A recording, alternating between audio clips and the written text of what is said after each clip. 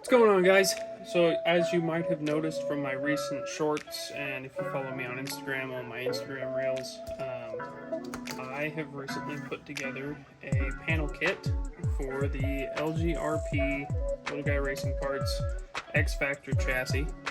As you can see, I've got this one wrapped in the Rockstar livery. Got the idea after I did my original Rockstar can wrap.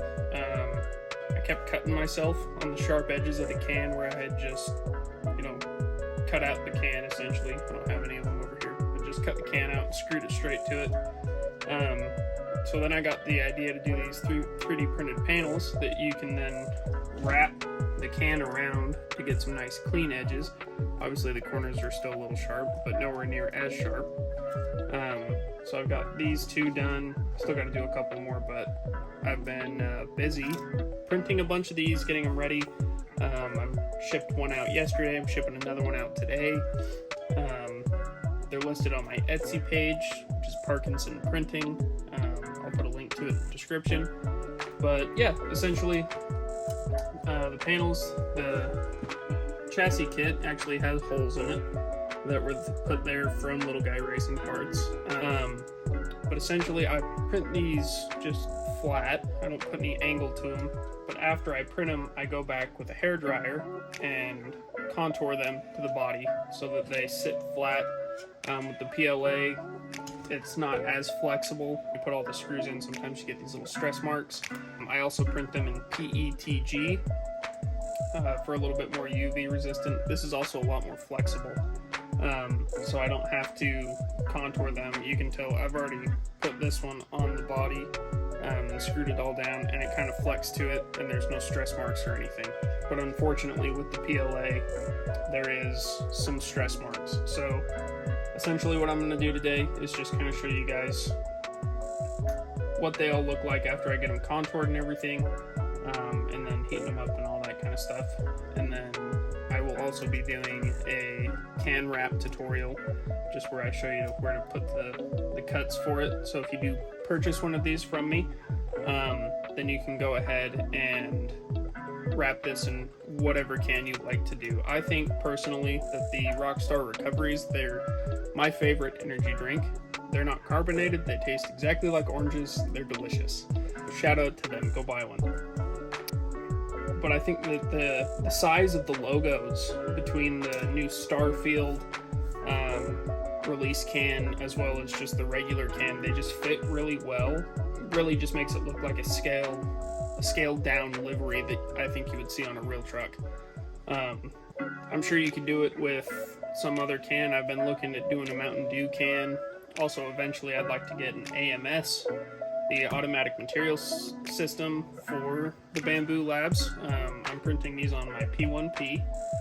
So eventually I'd like to put an AMS on that, kind of get it up to a P1S, X1 almost kind of deal, so that I can do where I actually print it orange and then the AMS will inlay the gray, so I can kind of just print the livery straight onto it without having to do the can wrap. One thing that I really enjoyed about the previous wrap that I had on here is while I would drive it, I'd hit rocks and flip it over and that kind of thing, and it kind of gave it this almost worn in kind of look where there were scratches and dents and dings and that kind of thing. So that's kind of why I wanted to go with the aluminum can, so that when I do hit things, it kind of dents it up and makes it look like it's been ran, instead of looking like a shelf princess. So yeah, let's go ahead and get this first panel. The side panels definitely need the most contouring.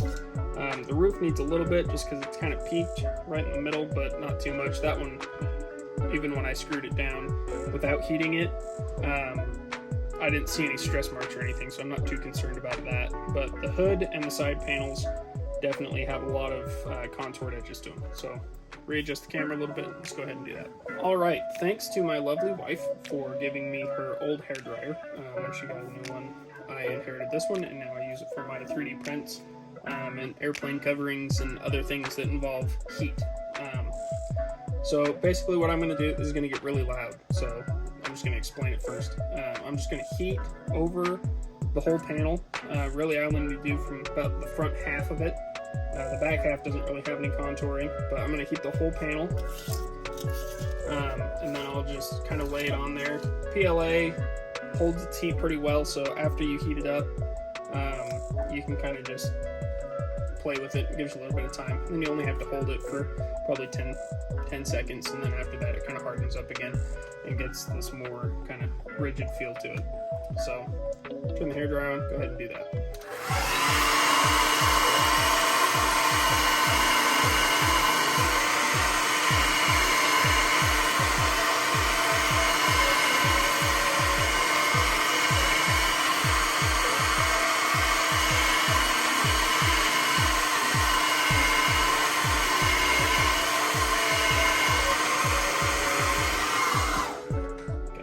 Probably enough heat, so we're just going to go ahead and put this on here, press it in place. See, it's already getting stiff again.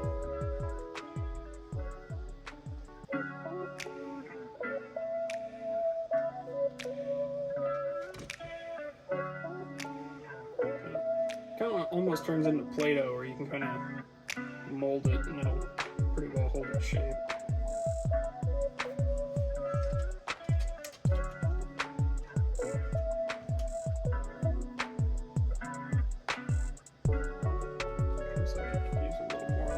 Side.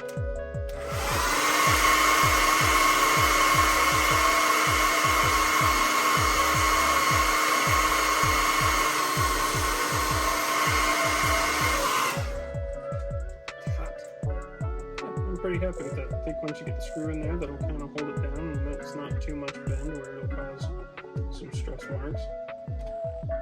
Actually, it's a little bit more on this bottom hole.